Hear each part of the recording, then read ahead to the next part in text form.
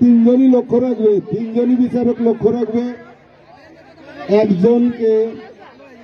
দূরে থাকার জন্য, দূরে থাকা, দূরে স্কাউট দূরে। হ্যাঁ, স্কাউট দেখতেছে। হ্যাঁ, ঠিক আছে, এবার সুন্দর, এইবার লড়তেছে ঠিক মতো। হয়ে গেল যদি ঠিক থাকে সবকিছু। তৃতীয় স্থান দেখা যাক না।